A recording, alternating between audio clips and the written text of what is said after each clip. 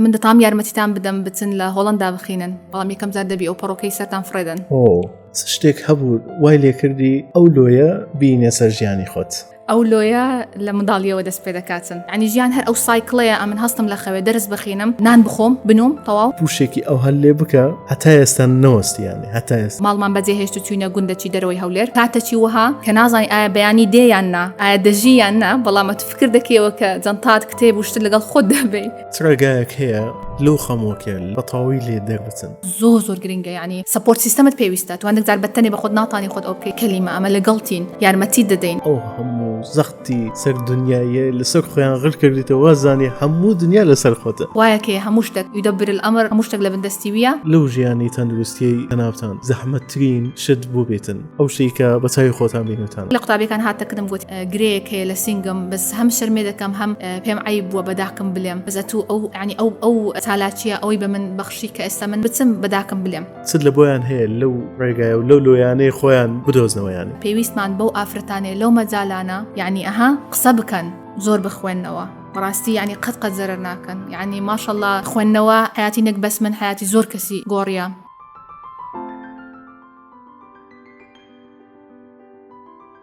صوتان لبيت بينران وبيسران مان لتبا خير بين بوالقيكي نوي بودكاستا كمان أمرو لنو بودكاستا كمان لسيسلي بودكاستا كمان وكو سيمين آفرت دادنشين لسر تنبابتك أم آفرتا تكتوريا كسيكا أمريكي لكاتي خويدا أمريكي دۆزینەوەی بۆمبی دروست کردەوە ئەمە لەلایەکی ترەوە چەندین ئەزمموی زۆر تایبەتی هەیە زیاتر لەسەر تەرکیز دەکەینە سەر ژیانی گەنج و تاکی ئەم کۆمەڵگای بە تایبەت کچ و ئافرەتانی ئەم کۆمەڵگای لە ڕووی ئەزمموونەوە لە ڕووی کارکردنەوە لە ڕووی ژیانەوە ڕووها لە ڕووی ئەوەوە کە وەکو بڵێ زیاتر چارەسەریەک بێ بۆ ئەوان هەر قسەیەک هەر ئەزمموونێک هەر گفتوگویەکی ئەم پۆدکاستە بۆ شێوازە دەبێتن وەلا هەمووی گرنگتر باسی لایەنێک دەکەین باسی نەخۆشی شەرپەنجە دەکەین خۆشێکی زۆر قورسە و لە کۆمەڵگەی ئێمەدا لە زۆر لایەنەوە کەم و کوکتی هەیە لە زۆر لایەنەوە بۆیە چەند ئەزمموونێکی کردووە هەروە خاوەنی براندێکە کە زیاتر بۆ منداڵانە بارۆکە بۆ منداڵان دروست دەکات و ئەوانە و چەندین بابەتی تر لەناو پرۆگرامەکەدا باز دەکەین کە تا کۆتایی بینەری بن بە تایبەت ئەوانەی کچ و ئافرەتەکانن چکە دەزانن لە ئەزمموی ئەم دکتۆرەیە چەند شتێکی زۆر تایبەتەوە دەتوانن سوودی لێ ببینن دکتۆرە ژیان یاخۆ بەخێراتن زۆر سپاس مەمنون کاک عەبدوڵڵا زۆر سپاس لە بەگەهێشتکردنتان زۆر سپاس لە گەوری خۆتانە سەلامەت بن یاخۆ تەوان من لە پۆدکاستەکانم زۆر بەدەقیقی وەکو بڵێ ئافرەتە هەڵەبژێرم و ئەگە دیقەشتان دابێ زەناوتان سەیەم کەسن لە ناو سیسلەی پۆدکاستەکانمان بەڵام پێشەوە دەمەوێ ئەو پێشەکەی کە پێشکەشی بنەرانم کرد وەسفی جەناوتانم کرد ئەو هەموو باکگراوندە حەز دەکەم لە جەناوتانەوە بزانین دکتۆرە ژیان ئەو هەموو شتە لە کەسایەتی تودا ڕنگدانەوەیەکی ماشەڵڵا زۆری هەیە و باگراوندێکی زۆر بتەوتان هەیە بەڵام لەسەروی ئەوەوە بە پرسیارێکی جیاوازە من دەمەوێت دەست پێ بکەم اینجا دوایەوە دەچینە سەرچیرۆکی ژیانی کەسایەتیەکی وەکو جەنابەت دکتۆرە لە کۆتا 24 کاتژمێرە چ شتێک هەبووە لە ژیانی تودا هیوایەکی زۆرت پێ ببەخشێ پرسیارێکی جوانە لەو کۆتا 24 چونکە یعنی 24 کاتژمێرەی چونکە حالیان کار لەسەر پرۆژەکەی خۆم بارۆکەی منداڵان یەکێک لەو پرۆژانەیەکە پێی مەشغوڵم و یعنی دواتر دەتوانین باسی بکەین کە زۆرم حەز لێیە بگەمە ئاستێک کە بتوانم یعنی مادیەن یارمەتی نەخۆشەکان بدەم و بە شێوەیەک کە بتوانم ئەو ڕێکخراوە کە لەوانەیە بە زۆر بە شەقاوی گچکە دەستمان پێ کردیە بیکەمە شتێکی فۆرمەڵ کە لێرە مەسەلەن بتوانین دای بنین و شتێک ڕوویدا کە ئەو ئومێدەی پێبەخشیم کە دەتوانم بیهین مەڕاستی طبعا ئەوەش بە فەزلی خوای گەورە بە يعني كسانة كان كبراستي حزة كان بروجي و يعني سبورت بكن نقل بر إيمان بلام لبر أو أسريك أو بروجي بزيده هلي تنلسر كوملغا زۆر شتەیە لەناو کۆمەڵگەی ئێمەدا بۆشایەکی زۆر هەیە ئەو پرۆژەی جەنابشتان یەکێک لەو شتانەی کە بۆشایەکێکی زۆر پڕ دەکاتەوە بەتایبەت لە بۆ نەخۆشانی شێرپەنجە ئەوە شتێکە بەڕاستی ئومێد بەخشە لە بۆ منداڵەکان بەتایبەت لە بۆ ئەوانەی ئەو دایک و باوکانەی کە خاوەنی منداڵانن ینی ئەو هەست و سۆزەی کە دایک و باوکەکە لەوانەیە جەنابەت ئەو کاتێک کە بارۆکەکەی لە بۆ دەینی دڵخۆشیێکی هەیە ینی ئەوە وەسف ناکرێت وایە جا ئەوە بەڕاستی شتێکی تایبەتە زۆر لەوە دەمەوێت دەست پێ بکەم شتێک هەبوو وای لێکردی ئەو لۆیە بینێ سەر ژیانی خۆت ئەو لۆیە لە منداڵیەوە دەست پێ دەکاتن طبعاً ئەگەر باسی ئەو پرۆژەیە بکەین من ئەو کاتە پێش 2 ساڵ 2022 کە لە وڵاتی بەریتانیا بووم پاش ئەوەی کە ئەو کارانم کردبوو یعنی بێ ئەوەی ئاگادار بم هەر حەزم دەکرد شتێک بکەم کە ئیسفادەم هەبی بێ ئەوەی ئاگادار بم یعنی مانای بەژیانم بەخشی بوو ببووە یعنی کە دەڵێن پرپس یعنی لە بە ئەو شتەی دەژی شتێکە کە مانە بەژیان دەبەخشی کە دوور بووم لە نەخۆشەکان کە چەند ساڵ بوو یارمەتی نەخۆشانی شێرپەنجەم دەدا هەستم کرد ئەو مانایە زۆر لەو مانایە دوور بووم ماوەی ناخۆش بوو بەڵام هەموو کاتێک یعنی کە دەڵێ ئەفکار یاخود فکرەی نوێ لەو کاتانە دروست دەبیتن فکر دەکەیەوە بە چ شێوێک بتوانم یارمەتی نەخۆشەکان بدەم لە وڵاتی بەریتانیا و لە بۆ کوردستان هەر نەخۆشی خۆمان چونکە وڵاتی بەریتانیا لەوانەیە زۆر سەرڤیسی باشیان هەیە خزمەتگوزاری باشیان هەیە بەڵام چۆن ئەمن ئەو ئیستفادەیە بگەڕێنمەوە کوردستان بەبیرم هاتەوە لەو کاتێک کە یارمەتی نەخۆشەکانم دەدا چەند ساڵ ینی سنتەرێکمان هەبوو دوای دەتوانین زیاتر باسی بکەین هەر لە هەولێر یەک لەو شتانە ئەوە بوو کە خەڵک دەیگوت دەمێ پرچم ببڕم ئایا هیچ جێکەی لێرە کە ئەمن بمێ بیکەمە یعنی بیبڕم و بیبەخشم بکرێتە بارۆکەل بۆ منداڵان گەڕام نەبوو نە لە کوردستان نە لە عێراق ئەو شتێ نەبوو لەو لایە مەسەن منداڵەکانم دەدیت کە چەند ناخۆشە لە کاتێکی وا کە یعنی بخۆ دەزانی نەخۆشی شێرپەنجە یعنی زەحمەتیە ناخۆشیە لەگەڵ ئەوەش کە منداڵ بیتن یعنی لە بێزگە لەو ئەو شتانێک کە لە نەخۆشخانە بەڵام لە برادەرەکانی دوور دەکەوتەوە لە خوێندنی دوور دەکەوتەوە لە زۆرش دوور دەکەوتەوە هەز دەکا بە تەنەیە لە ژوورێکی عیلاج وەردەگری دانیشتە و شکلیشی دەگۆڕێ دەمشای خۆی دەکە خۆی ناناستەوە کە پێی دەڵێن ئایدنتیتی یعنی خۆتی ئەوەی تووە هەویەی تووە هەویەی خۆشی یعنی نامینێ کە پرچ بەڕاستی لەوانەیە ئەمە زۆر هەستی پێ ناکەین بەڵام ئەوان هەستی پێ دەکەن کە چەند کاریگەرێکی زۆر ئەوەی لەسەریان هەیە ئەوجا ئەو نەخۆشانە کە ئەو شتیان بەسەردا دێتن یعنی کە منداڵیشن یعنی شتێ لە بۆیان زۆر ئەوەیە بە چ نەوعک بتوانین ئەمە بەس ئەگەر پێکەنی نەکبینیە سەر ڕوخساریان و بەخۆش دەزانی یعنیەوە لە حەسەب ئەبحاس indirectly یاخود ناڕاستە خۆ تەئسیری هەیە لەسەر نەخۆشان هیوا دروستکردنی هیوا ناڕاستە خۆ تەئسیری هەیە لەسەر مثلا immunity یعنی لەسەر مقاومەیان لەگەڵ نەخۆشێکە سو الحمدلله يعني استا بروجكت من هم جارن دلم بس سايكلتشي مهرباني داتي دفري خلاص هذا نپارێ وەردەگرین نەپارێ لێ سەرف دەکرێتن بەخۆی بە کەسانی باش الحەمدولله خوای گەورە بەفەزلی خوای گەورە یعنی ئیشەکە بەردەوامە مە لێرە منداڵەکان ئەگەر ئەوی حەزیان لێبی وەکانیان لێ وەردەگرین قیاسی سەریان چونکە مە بارۆکەکان لە بۆ منداڵەکان بە تایبەت دروست دەکرێن قیاسی سەریان وەردەگیرێتن ئەو منداڵانە کە ویستیان لێرە تیممان هەیە لە نەخۆشخانەی نانەکەلی پێیان دەڵێن کە پرۆژێکی وا هەیە لە وڵاتی بەریتانیا مە ئەو ڕێکۆردانە هەمووی دەنێرینە ئەو منەظەمەیە و باسی وەشم نەکرد ئەم ئەو کاتەکە لەوێ بووم و ئۆفکرێم لۆ هات ئیمێڵم لۆ یەک لە منەظەمەکان نارتەروە یعنی یەک ئیمێڵ باوەڕ دەکەی بەس نووسیم ئەو شتێ زۆر گرنگە لای ما و نیتمان بەڕاستی کوتم سنتەرێک نییە لە عێراق و لە کوردستان کە پرچی ڕاستی بکاتە بارۆکە حەزم دەکرد دەزانم ئێوە بەس لە بۆ مەسەلەن منداڵان یاخود هەتا 18 ساڵ منداڵان و هەرزەکاران هەتا 18 ساڵ یارمەتی دەدەن نازام ئایا وڵاتی دیکە دەکەن بەڵام حەزم کرد ئەگەر یعنی بە یەکەم ئیمێڵ یەکسەر جوابیاندا و زۆر پێیان خۆش بوو و لەو کاتەوە یعنی ئەمن زۆر سەرسامم الحەمدولله کەسانی باش زۆر هەیە هەر بارۆکەی سعرەکەی 700 پاوەنە کە $1000 دەکا ئەوان بە فری دەینێرن بەبێ بەرامبەر شەریکەتی نەقل هەیە هەم ئەو بارۆکانە لە بەریتانیا ڕالۆمان دەهێنتەوە هەولێر بەبێ بەرامبەر هەم لێرە پرچی خەڵک لێرە الحەمدولله کە پرۆژەکە باس کرا زۆر کەس هەیە دڵی لەو باز نەکرا لەو ئاگام لێنی ئەمن پرچم هەیە دەمێ ببەخشم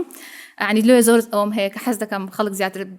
بزانی ئەو پرۆژەیە هەتا پرسیان ببەخشن و ئەمەش لێرەڕا کە دەینێرینەوە وڵاتی بەڕتانە دیسان بەبێ بەرامبەر ئەو شەریکەی نەقلا و ئەو پرسانە دەکرێنە بارۆکە لەوانەیە لێرە زۆر جار ئەو پرسیارە عەفو لێم دەکرێت دەڵێن ئەوە ئایا حەلال و حەرامی ئایا ئەو شتەیە کو دەبێت و کەسە چی وایە الحەمدلله يعني لە فتوای کوڵێن چەند کەسەکەم پرسیە يعني ئەوە شتێکی جوانکاری نییە ئەوە لایەنە چی کە لەنەک پڕ دەکاتەوە حساب کات و نەخۆشیێکی تا دەکەیەوە و يعني لە ئەوەی کە پرسیتم يعني ئەگەر ئەو پرسەیە لە بۆ جوانکاری چونکە بەها پرسی ئەوە زۆر هەیە لە ساڵۆنەکان وەکو ئەکستەنشن بەکاردێ ئەگەر لە بۆ جوانکاری بەکاربێتن خاصن ئەو کەسانی کە پرسیان دەبەخشن چونکە پرس يعني هەندێک جار زۆر يعني ڤالیۆبڵە بەڕاستی لۆ لە بازارەکان بارۆکەی پرسی پلاستیکێ پرسی ڕاستی نییە لە پرسی ڕاستی من ئێستا ببەخشم پارەی لێ دەکەم ئەگەر ئەوە لە بۆ جوانکاری بی ئەوە دەستە بابەتی دیکە من علاقەم پێدانیە بەڵام ئەوەیان کە لە بۆ منداڵان بەکاردێ خاستن کە تا 18 ساڵی ئەمە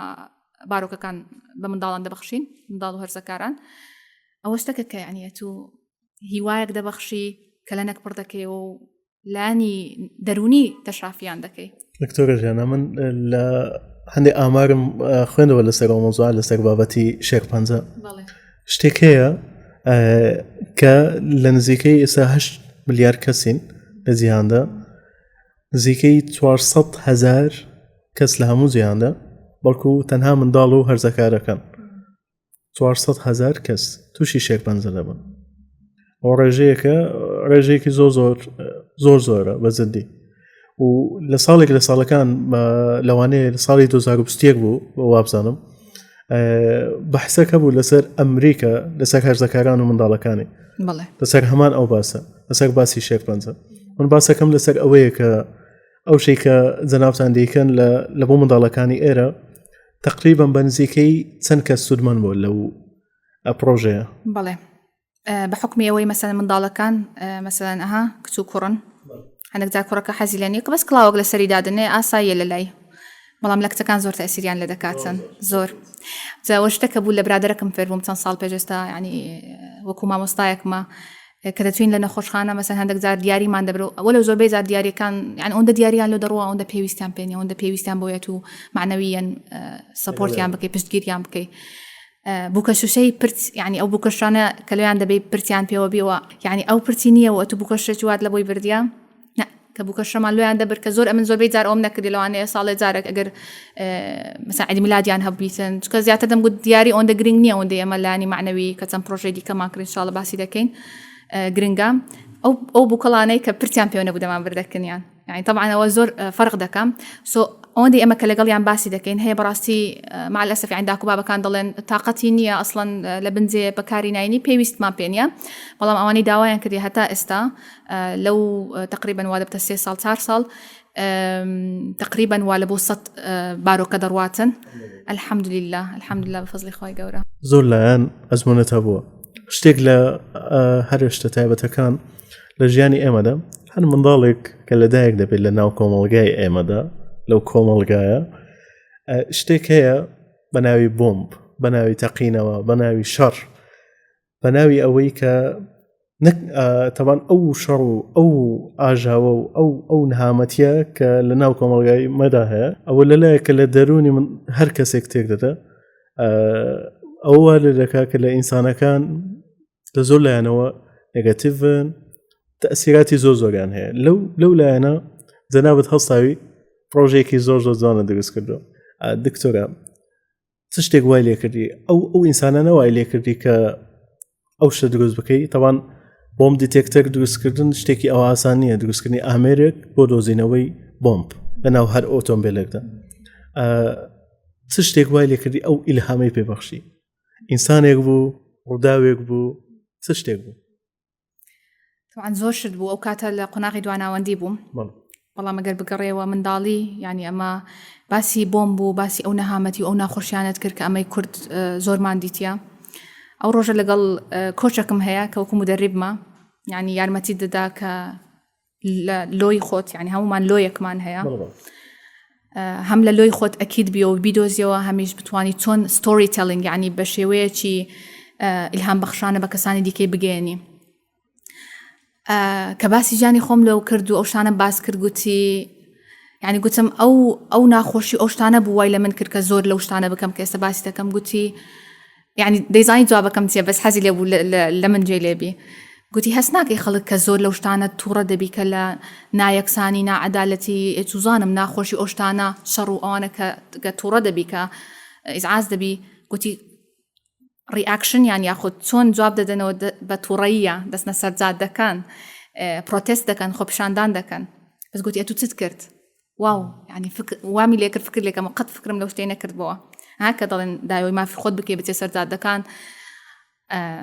بەڵام وایە گوتم ئەمن ئەوەی کە ڕیسپۆندی دەکەم یعنی کە لەگەڵ ئەو شتانێک کە لە حیاتم ڕوویدا یاخود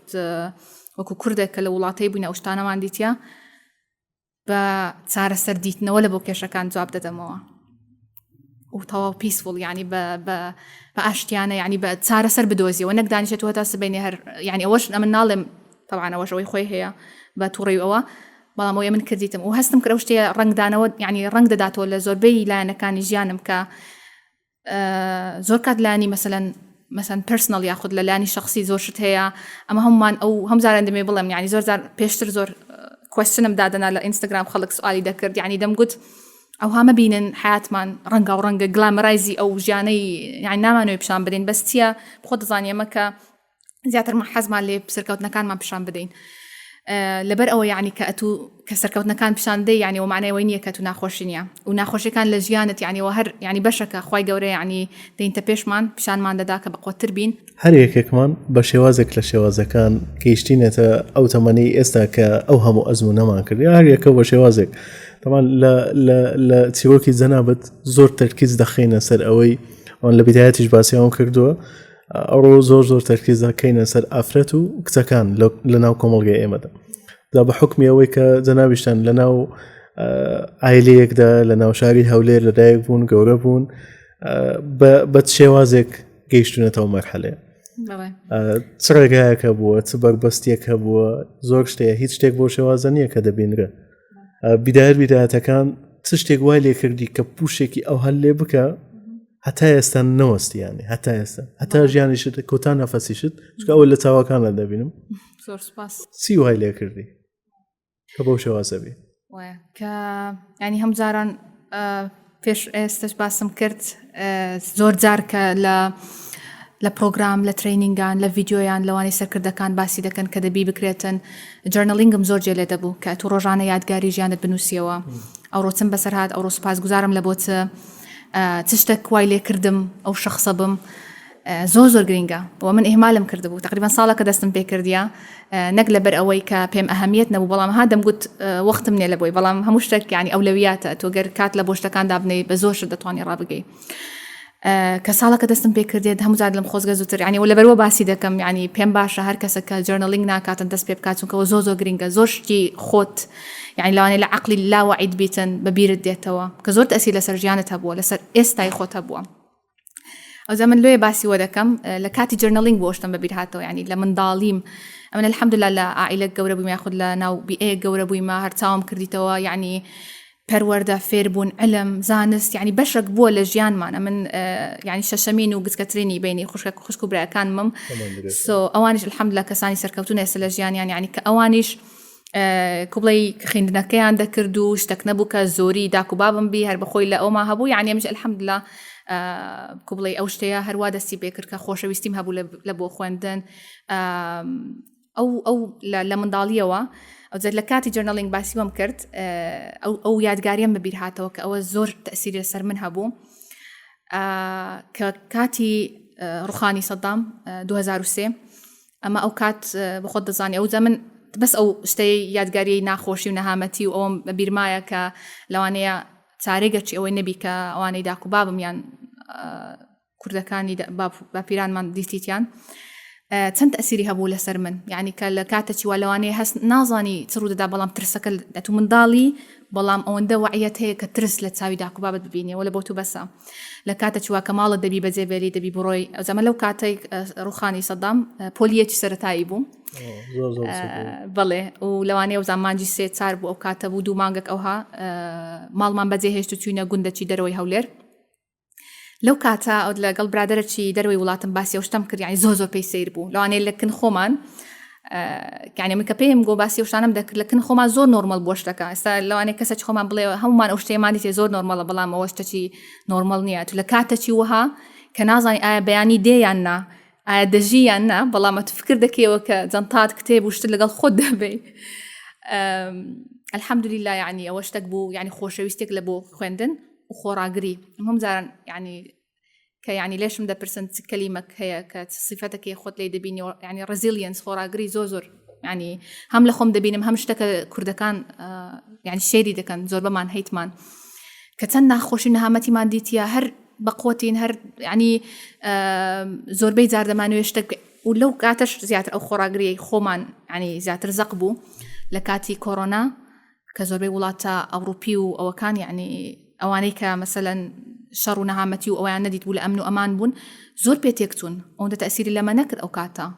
أما لنا عائلة شيء أو بوين الحمد لله يعني زور بمان بدينين دينا كمان لولا العائلة شيء مثلا لو أنا قربالغين أو كآبة وديبريشني أو أن باسي عندك أو تنياي باسي عندك لما زور هسمع بينك تونك أوردي ما زور شتي ناخوشي ما ديت بولي راهاتينا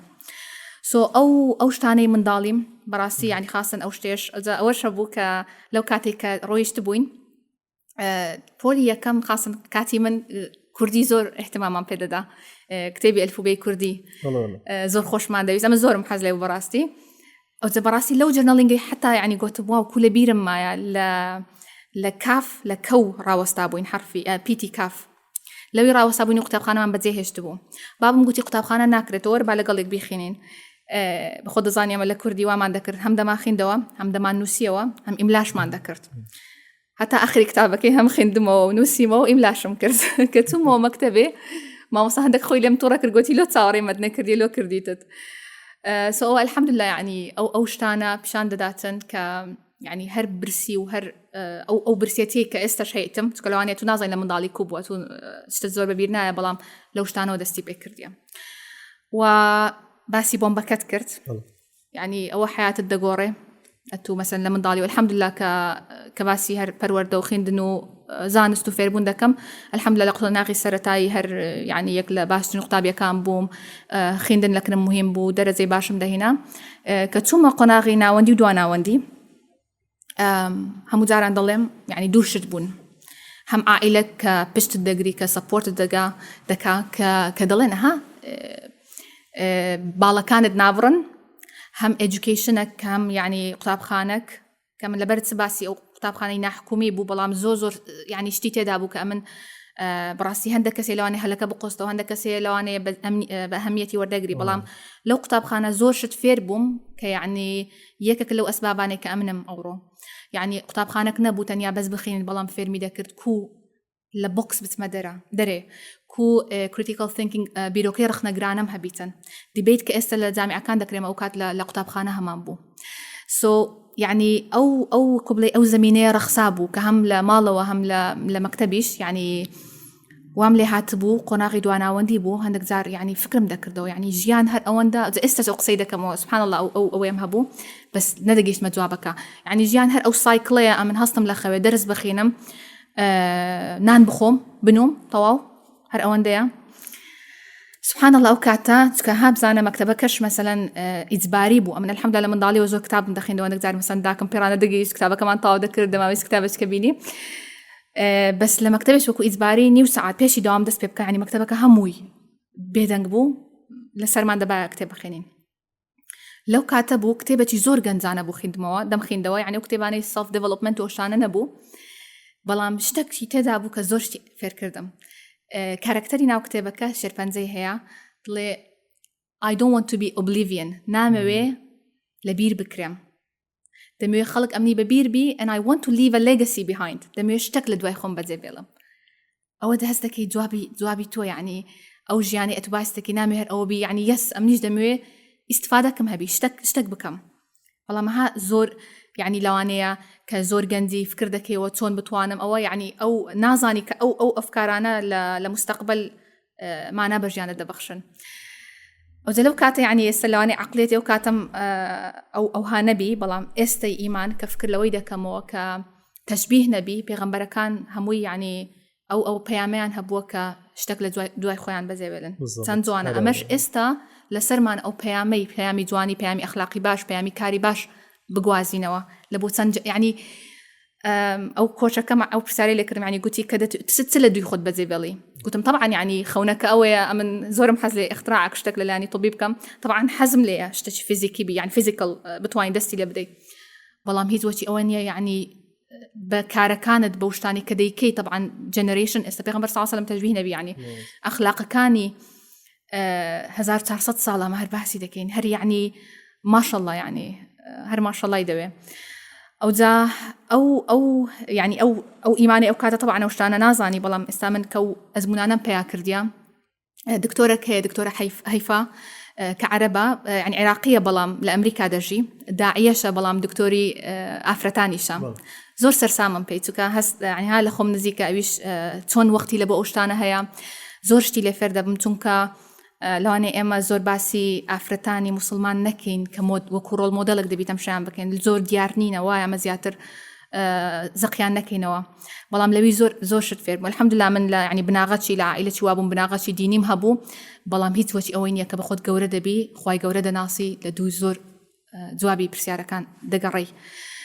باسی ئەوە دەکا کە یعنی ها هەندێک جار ئەمن یعنی پێش بەرنامەش باسم کرد یعنی هەندێک جار دەڵێ ئایا ئەوەی دەیکەم ڕاستە ئایا زۆر لە حەدی خۆم ناتمە دەرێ یعنی ئەمن کو بزانم چ ڕاستە چ غەڵەتە بابم هەموو جا قسەی دەکا دەڵێ قورئان دەستوری مەیە یعنی من لە قورئانی پیرۆز دەزانم چ ڕاستە و چ غەڵەتە و جگە لەوەش لەوانێت یعنی هەندێک جار ئەمن چیرۆکی یعنی ئافرەتێک جێم لێبی بزانم چی کردیا زیاتر تەسیر لەسەر من دەبی و کە گوتم یعنی کو بزانم ئەوەی کە دەیکەم لە حەدی خۆم ناتمە دەرێشتیوە هەندێک جار لەوانەیە بڵێن نابی دەرکەوی باش نییە دەرکەوی باش نییە یعنی ها خەڵک جێ لە دەنگت بی جا ئەو دکتۆر هەیفا لێ باسی دەکەم یعنی زۆر جوان گوتی ئەگەر وابی سەیدە عایشە سەحابیەکانی فێر کردیە دەرسی پێیان گوتیە گوتی ئەو هابی exactly یعنی گوتی ئەو کوبڵی دەرسی بە سەحابیەکان گوتی دەبێ مە دەپشایەوە بکەین یعنی ئەو قسەیە کە نابی مەسەن دەرکەوی یاخود مەسەن یانیش دەنگت ئەوەیە ئەو جا ئەو چیرۆکانە و یعنی ئەوانە لەبەر چ دەڵێم چونکە بەڕاستی یعنی لەوانێت تیشک نەخراینە سەر ئەمە زۆر باسییان ناکەین یعنی چیرۆکی دی زۆر هەیە و هەموو جاران ئەو شتم فێر دەکا یعنی الحەمدولله کە یعنی بە تەمەن و بە ئەزمون ئەو شتانە لۆ دەردەکەویتن ئەتوو کە تارگێتەکەت یاخود گۆڵەکەت ڕازیکردنی خوای گەورە بیتن خوای گەورە یعنی فرسەتەکە لۆ دەبینتەوە بەکارت دێنی ئەتا بچی هەدەفەکەی عەفیە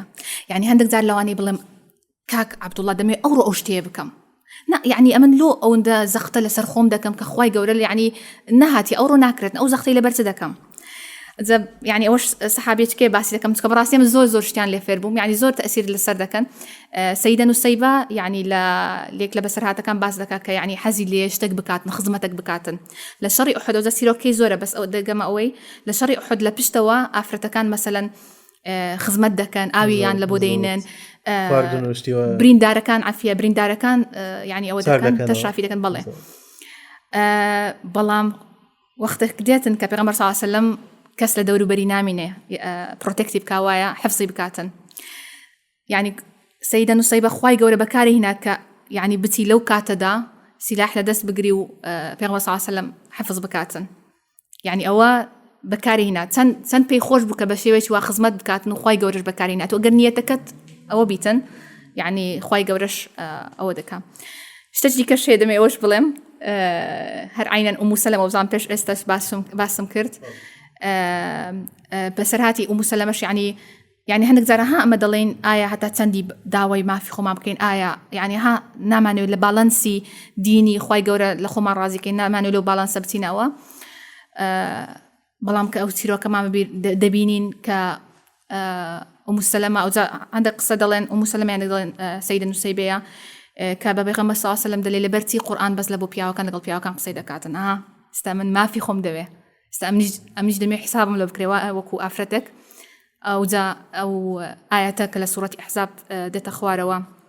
المسلمون والمسلمات والمؤمنين والمؤمنات يعني هو فێرم دەکاتن کە ئەوە شتێکە کە يعني لە ئەوەی ما هەیە لە فیترەتی ما هەیە صبت يعني زۆر بابەتە باس کرد زۆرم باس کردوە مالی ما کردی نانە دەست خۆشی عفو دەستیەوە خۆشێ لەو هەموو بابەتانەی کە باستان کرد زۆرشت هەیە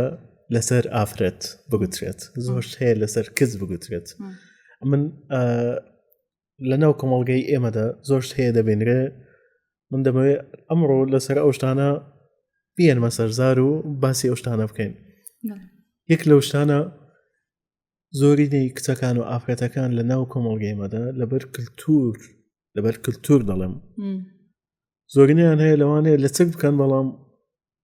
هەر لە ناو دڵی خۆیاندا ئەو نیەتیان نەبیتن لەبەر زەختی ماڵەوەیان لەبەر زەختی دەوروبەر زۆرشتی لەو شێوازە هەیە زاوە نمونەیەکە بەڵام من کە باسی شێک پەنجەشمان کرد من دەمەوێت باسی ئەو بکەین کە زۆر کچ و گەنج ینی ئافرەت هەیە لە ناو کۆمەڵگەیمەدا لە ناخەوە ڕووخاون بە جددی ڕووخاون کەس نییە لەوانەیە ڕێگە خۆشکەریان نەبیتن ئامۆژگاریەکان پێ بکە یان شتێکی لەو شێوازە کە بزانن شتە ڕاستەکە چیە هەموو شتێک ئەوە نییە کە ئەو هەموو دپرشن و ئەو هەموو زەختی سەر دنیاە لەسەر خۆیان غڕ کردیتەوە وازانی هەموو دنیا لەسەر خۆتە کەواژ نییە دنیا زۆر زۆر سەهلە ینی بەو شێوازە نییە کە ئینسانەکان بیری لێ دەکەنەوە خوای گەورە شتێکی بووە هەر بەو شێوازە دەبێت هیچ ئەو شتە نییە کە پێویست بکە ئەوە زەختێکی وای لەسەر خۆت بکەیت چکە ئەو بەدەنە ئەو جەستەیە لەسەر خۆمان وەکو بڵێ ئامانەت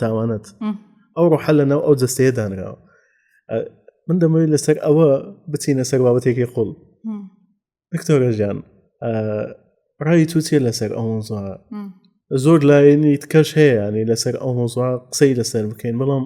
من نامەوێت گەنجەکان و کچەکان و ئافرەتەکان بۆ شێوازە بن جا ئەوانەیە کە لە ناو ماڵن یان ئەوانەی ئۆکە بڵێ بەناو سوشیال میدیا دیارن و شتەکان گەنجەکان و ناو کۆمەڵگە دەبینیان شتەکان معلەسەف ئەو شتەیە هەیە خاستن لەبەر لەو زەمانی ئێستا زیاتر بووە کە گوتت یعنی ئەوەندە سترێسی لەسەر خۆمان هەڵدەگرین ئەوەندە بارە مەسلەی حیجابەکەش لەبیر نەکەم دوای ئەوەکەم هەیە یعنی هەست دەکەم ئەو ستاندەردانە کە دانراینە یعنی ستاندەردی جوانیە ستاندەردی دەبی ئەو هابی دەبی ئەو هابی یعنی زۆر لەسەر ژنان دانرایە ئەوەش بەڕاستی مارکتینگە لەسەر ئینسێکیوریتی و بە کەمکردنەوەی ما خۆمان بە پێکەم بی جوان نیمە ئەو هامە شەریکاتی گەورە پارە پێیا دەکاتن شەریکاتی گەورە یعنی من زۆر پێم سیر بووە من یعنی پار بوو پێرار بوو ڤیدیۆیەکەم کردەوە ئیتیکتۆکی ئەو گەنجانە یعنی هەندێک جار دەبینی چشتی نوێ و شتی بێمەعنا دەبینەوە وەڵا شتێکی زۆر سیر بوو کە good features یعنی کەپوت جوانە ڕوومەتت جوانە چاوە جوانە بەڵام bad facial harmony یعنی لەگەڵ یەک ناکونجێن یعنی شتیوە شۆک بووم گوتم یعنی چەند بەدوو بەڕاستی چەند بەدوو شتێک دەگەڕن کە بەس ئافرەتەس بکاتن کە جوانیە کە ئەوەیە کە دەبی بچم ئەو تەجمیلە بکەم ئەوە بکەم ئەو شتە لە ڕوخسارم بگۆڕم یعنی ئەمن هەست دەکەم شتەکە ئۆکەی باوەڕ بەخۆبوون پۆینتێکی زۆر گرنگە بەڵام خوێندنەوە و خۆفێرکردن و یعنی هەموو شتەکە ئەوە نیام لەسەر سوشال میدیا بڵێم ئەرێ ئەمن لۆ شکلم وەکو ئەو کەسانی ئەمن وەکو ئەو کەسەیە بم ئەمن فۆلۆوی یعنی بەڕاستی زۆر بێجارم کەسانێک کە یعنی کە بیوتی کە دەڵێن بیوتی ئینفلوئنسەر و کەسانی کاریگەری جوانی و نازانتەوان هەر فۆلۆ ناکەم یعنی لەبەر ئەسڵان لە پێشم بن و تەمشان بکەم و ستاندەردەکی ناواقعی لە بۆ خۆماندا بنین کە بمەوێ ئەوەی بکەم کە باسی حیجابت کرد یعنی معلەسەف هەیە ئەو کەسانی بە زۆری ئەمن لەگەڵ زۆری حیجاب نیمە ئەگەر ئەو کەسێ باوەڕی پێ با لەسەری کە ئەگەر نانە من تەمەنم زۆر گچکە بووم هەرو کاتە لەگەڵ پێش بەرنامە باسی ئەوەی بۆمبەکەمان و ئەوانە کرد هەر لەگەڵ ئەو برادرم کە پرۆژەکەم لەگەڵی کردبوو پاش ئەوەی تازە یعنی ئەوم تەواو کردبوو پۆلی 12 لە ئیڤنتێک بووم پیاوە کاتە لامان چکە و کاتە لەەوە باس کرابووین لە ئەخبار و شتیوە گوتی ئەمن دەتام یارمەتیتان بدەم بچن لە هۆڵەندا بخینن بەڵام یەکەم زار دەبی ئەو پەڕۆکەی سەرتان فرێدن باردەکەی ئەو شتەیە یعنی هەندێک جار دڵی خۆزگە بگەڕێمەوە ئەو وەختەی جابک بدەمەوە چکە زۆر گەنجی نازانیت چ بڵێ بەڕاستی ئەوها یعنی هەکە دڵی فریز دەبی سڕ دەبی یعنی کەسێک بەو جۆرە ئەسڵەن یعنی ئێستا لێکێک ئەگەر پیاوەک لە دەرەوە بیبینمە من نازانم لێڤڵی ئیمانداری و دینی چیە وایە من نازانم و کەسە ئەسڵەن ئیسلامە یانە طبعا ئەسڵەن ئەمن بە فەخرەوە ئەو ڕفتەی لەسەر دەکەم کات بە پەڕۆکێک باسی دەکەی و دڵی فڕیدا بە فەخرەوە ڕفتەی لەبەر دەکەم بە فەخرەوە پیشانت دەدەم کە ئەمن یعنی ئەوە چی خوای گەورە کوڵێن ئایم سبمیسیف یعنی ئەوەی خوای گەورە بڵێن ئەوە دەکەم واجبی دەکەم بەڵێ واجبەکە عفو واجبەکە تطبیق دەکەم و هەمان کاتدا خوای گەورەم خۆش دەوێ و یعنی ئەوە ئەمن وا پراودلی بە تو دەڵێم ئەمن و دیارم کە یعنی کەسێکی ئیماندارم و ئەو شتێک کە تو باسی دەکەی وە دەزانی کە ئەمن ئەگەر ڕفتەکەم لابم بە فرسەتێک دەگەم بە فرسەتێکی لەوانەیە تو بە گۆڵدن باسی بکەی با هەر نەبی ئەگەر لە ڕێی ئیشی باش و لە ڕێی خوای گەورە نەبیتن لۆ هەبی ئەوزە مع الأسف ئەو شتانە هەیە لە تەمەنی گچکەش لەوانەیە ئێستا ئەگەر ئەمن الحەمدولله یعنی ها يعني ئەگەر کەسێکی کە بازۆر تەسیر لێ کرد بە دینەکەم بەقوتە الحەمدولله يعني بەس ئەو کات طبعا تەسیر لێ کردم لەبەر چ وەم پێ دەڵێ نەک فکرم لێ بکەمەوە ئەسڵن نەنە ئەو شتێ با هەر لە خەونیش نەبینن کە ئەسڵن ئەمن ڕۆژێک فکر لەوە بکەمەوە من ڕفتەکەم يعني یاخود حیجابەکەم لەلا ئەوە نەبی بەڵام يعني ئەو شتانە هەیە مع الأسف يعني لەوانەیە دەوروبەر کۆمەڵگا نوع چاوەڕوانیەک لە تو بکاتن کە تو دەبی ئیلا ئەو شتەیە بی وەکو فەرزێک بەداخەوە کە یعنی پێویست نییە و لەو کاتەی بوو لە قوتابخانەی دواناوەندی بووم کە باسم کرد یعنی زۆر گرنگ بوو کە احتیمامیان بە زۆر شت دەدا پێمانیان گوت کە پێشبڕکەیەک هەیە دەتوانن بەشداری بکەن یعنی لەسەر ئەوەی خۆمان بوو چێ دەوێتن بەڵام چ بوو کە کێشەیەک لە کۆمەلگات ببینیەوە و چارەسەری لە بۆ بدۆزیەوە یعنی تەمەنەی واگت کە تو فکر لە کێشەی کۆمەلگات بکێ و کێشەی لە بۆ بدۆزیەوە و زۆر گرنگە لە تەمەنەی هەرزەکاریەوە لێرە تو ئەو مەسئولیتت لەوە دروست بۆ ئۆڕێدی کە تو لە منداڵیەوە هەز دەکەی هەندێک شتەیە تەمشای وڵاتانی دەکەی هەندێک شتەی ئەمە هەیە یعنی بەسەرما هاتیە لەبەرچی ئەمە لە ئەمن و ئەمان نەبووینە لەبەرچی ئەو شتێمان نەبوو یعنی فکر لە زۆر شت دەکەیەوە جگە لەوەش کۆمەلگات ئەو کاتە 2013 پێش زەمەنی داعش بوو پاش ئەوەیە بوو یعنی فکر دەکەوە زۆر شت هەیە بتوانێت لە کۆمەلگا بکرێتن لەو کاتە بە دوو چونکە دەبایە دوو قوتابی پرۆژەکە بکەین بە دوو پرۆژە بەشداریم کرد پرۆژەیەکیان ئەوە بوو کەەوەی زۆر جوان بوو کە هە لە لای کەرکووک ئاگرەکان هەر دەسووتێن ئەوەی بابەگورگور و ئۆزام ئەوەی بەڵێ چۆن بتوانین لەو گەرمیە هەر دەسووتێتن ئیسفادە وەرگرین یعنی فکرەکە ئەوە هابوو ئەو گەرمیە وەکو بۆڕی و پایپ بنێرین لە بۆ نەخۆشخانە و هۆتێلەکانی پێگەرم بکەیەوە ئەوە یەک لە پرۆژەکان بوو بەڵام ئەوە ینی گۆڵد بێدەڵ و مەدالیای زێڕین و برۆنزەیە لەوەیان برۆنزم وەرگرت لەو پرۆژەیە لە هەمان کاتدا ینی لەسەر دوو پرۆژە لەگەڵ هاوڕەیەکی دیکەم داستان ئیشمان لەسەر ئەوە کرد بۆمب ئەویش چ بوو باسم کرد کە بۆ بزانم ینی دوو جار لە ژیانم کە ناو قوتابخانە بوویمە بۆم تەقیتەوە جارێکیان پێنجی سەرەتایی بووم هەر لەناو ئیمتحانی بووم يعني دەبینی مامۆستایەکان تەلەفۆنی عائیلەیان دەکەن ئەتو یعنی دڵت دەتەقی دەتوێت توش تەلەفۆن بکەی بزانی ئایا عائیلەی توش ئەمینن سەیفن یاخود کەسانی تو ئازاریان پێگەیشتیە جاری دووەم ئەو ڕۆژە چوم گوتم بزانم چونکە بەبیرمە بەمەیان گوت ئەو پێشبڕکەیە هەیە یعنی ها کێشەکانی وڵاتمان دەنووسی لەو کاتە بۆم تەقیەوە چوم گوتم بزانم وا بۆ ئەوزە ئەمە مەها مەکتب مانجینۆ دەست پێ دەکاتن ئەو بۆمبەیەش 29 2013 بوو یعنی لەو کاتەکە تو کێشەکان دەنووسی ناکە بۆم دەتەقیتەوە ئەو وەختەش لەناو مەکتەبێ بووین ئاینەن بەبیرمە هەموو تەڵەبەکان چونە لای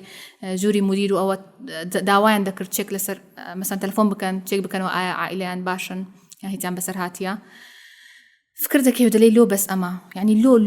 لۆ ئەو شتەمان بەسەردات لۆ ئەسڵان شتی وا دەکرێت لۆ مرۆڤ دەبیتن ئازاری مرۆڤی دیکە بداتن یعنی وا کێشەکە زۆر گەورەیە کێشەی کلیرە یعنی وا لە پێش چاودێ ئەوە یعنی کە کێشە دەنووسی ئەوە دێتە تۆپ دێتە یەکەم کێشە ئەو کاتە لەگەر مامۆستایەکەمان باسمان کرد گوتی زۆر زەحمەتە ئەو باسی چ دەکەن ئەنگۆ یعنی چ دەکەن لە بۆ بۆمبی نە ینی ئەگەر بە شتێکی گچکەش بی دەمانوێت شتێک بکەین باشە لەگەر مامۆستا دانیشتین و ئەو شتانە کە دەبینی تاقیگەچی ینی هاکە دەڵێن سۆفیستیکێت ئەو ئەدەواتانت نییە دەکەی بە بەحثکردن بە نووسین کۆنسێپتێک دروست دەکەی جیهازێک دەبینیەوە ئەو کاتە ینی بەجددی ئەمە لە پارێزگاری هەولێرمان پرسی بوو باشە ئەمە لە سەیتەرەکان چێک دەکرێن لەبەرچ بۆمب هەر هەیە بمان بلين تسبون بك كزور زحمته يعني حتى بمان يان قلت بو سي4 كزور زحمته كلناو كونكريت دشار دريتوا باشا ديازكي زناوتان اي شيء دديتوا اذا ايما هر ناوي بروجكت كمان سي4 بوم ديتكشن سيستم يعني هلا بو سي4 تسكز سي4 زحمه ترين بومبك ديتكت بكريتن او كاتك بيان قوتين او كونسبت ما دروس كركا بشاراوي يعني منك يكيك سياره كان رابقرين وتشيك يام بكين نخر بشيويتي يعني ها اوتوماتيك لتنشوينك او سيستم دابنين يعني براسي باوردكي حتى همو حساباتك كان ما لبو يكتب لقل ما مستوى كمان لتندقي تنسياره تشيك دكري هموش تكان يعني ها كاشياء لبندسني اهم لو اني اختراعات شيء اود نكري بلام كونسبتك ناجحه ولا فيسبوك كي ايرا بدل خوشي يعني مداليزيرين ما ورقرت او كمداليزيرين وردقري تم بروجكت بون بس تشانس تي بتدروي ولات لا فيسبوك كي دروي ولات فيش كشي بكيو يعني بجاربي بروجكت كمان بردرا هولندا كلمن دري يعني لا كولن كفيسبوك كيك او بوين لبي كسكان ده هات مشي بروجكان يعني ذكرت دبينن او زور فرقي هي يعني عندك لا بروجكان لسر ريسايكلينج اوكي ريسايكلينج يعني بكار هنا نوا اوكي اشتي مهمه والله هي عندك ترفيهيه للاني جينجا عندك بروجا هي روبوتتي ترفيهيه اندروس كرديا يعني هيك زي دبيني او بروجانا او بروجيا او يعني هبو يعني اوقات زور كز لما نبت او يعني قرصايه تان لسر شانتان هالقرتيه يعني او فكره تان كريتو كايش لسر ويب كان وإذا وقت ما لا تدكسي سوق سيما كرت necessity is the mother of creativity يعني وكدلن الضرورة أم الاختراع بكردي بيلم بيبيستي دايتشي اختراع ودهنانا يعني أو فكرة لا تدي لبيبيستي دي يعني أو بروجكت ما ديار بو بيبيستي وبيبيستي تزوج قوري ولاتي ما بوكا دو جنز كدلين أوقاتها وذا الحمد لله لوين درش كناجح بو بروجا كمان ليرة زور دنجي داوا زور ميديا باسي كرت أو كاتبو زوا يعني اشتشي سو جرينج لحاتم أو كاتبو كدبو ما صفيشش يعني أو بروجا يمكر صفي يازدبو بوليد يازدبو دبو ما بوليد وازدا لسر ميديا باس ذكرى تنزار مقابلة ما ذكرت لو كاتبو يعني دمدي برادر كانم بوليد وازدا بخوزاين بتزدي ورد جرين والحمد لله ما يعني وانا ببلي عائلة زوري بكاصنا عائلة ديزاين بخود دخيني بس دتقول يككي لو أنا نست دري لقل عائلي يعني نست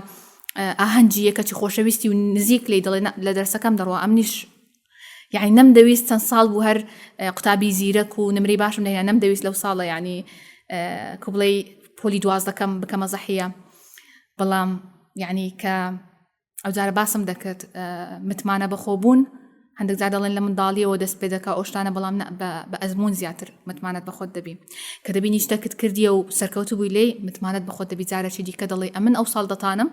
زمن دم قلت أوكي أو بروجرام كردية وأوشتانا هيا بلام اشتكى بخلق جيلي بي بجنزاني ديكش يعني إلهام يعني ببخشيتن كاشتك بكن